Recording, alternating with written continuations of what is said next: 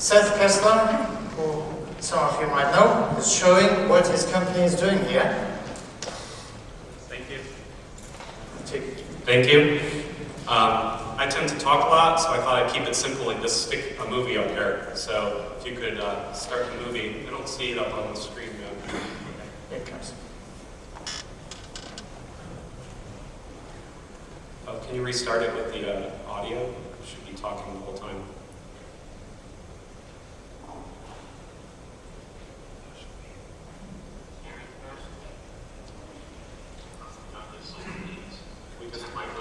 Restart it, I'll hold the microphone.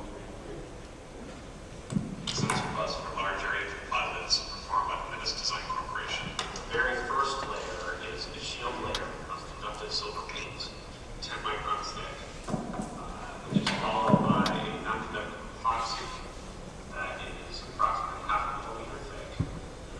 Next, silver parallel traces for can is put on. You can just immediately make out within the other epoxy layer. Those traces are approximately 330 micron by 125 micron thick with a 1.5 millimeter pitch.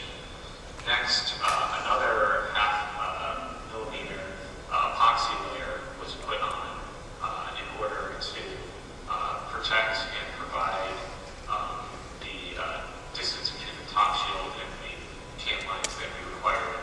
This is followed by the actual top shield of conductive beam.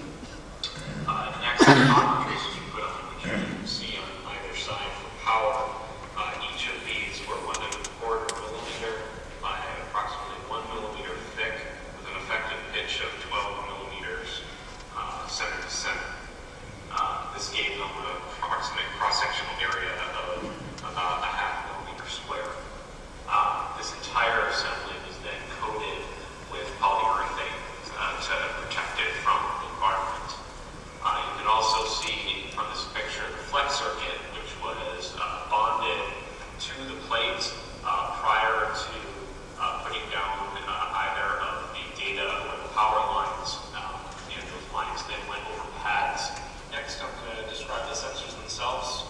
We're using the Medidus 3 thinning sensors, our concentric actuator and sensor PCT pairs, megahertz data acquisition, and 3.4 megasample per second arbitrary function generation at 20 volt peak to peak. These current sensors use a firewire connector, a slide-on connector, to connect to a CAN bus. So in this case, we have an adapter between the flex circuit connector and the firewire connector.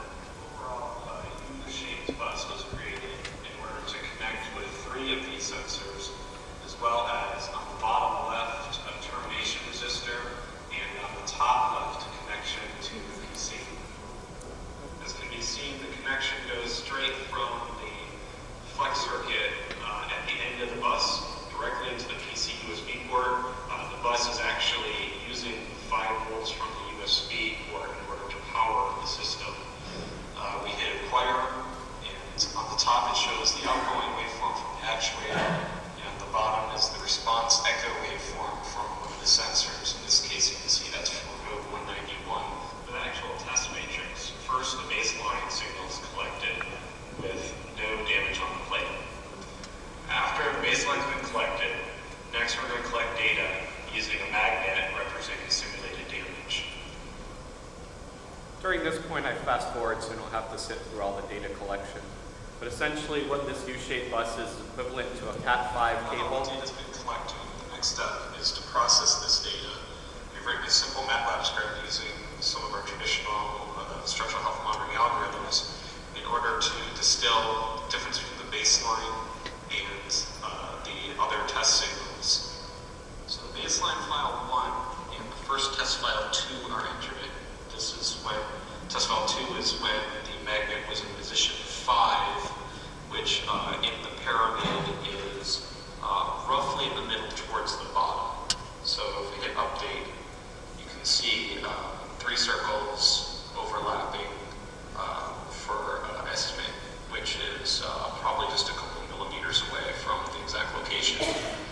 Now changing to test file 3, hit update.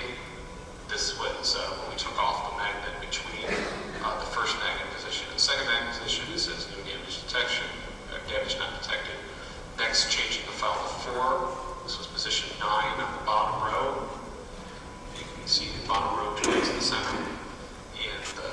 Next one, file 5, was going to the magnet off between does the second and third.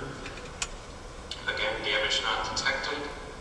6 is the final magnet position. Bottom row towards the right, number 10. And you can see again, pretty close circle intersection.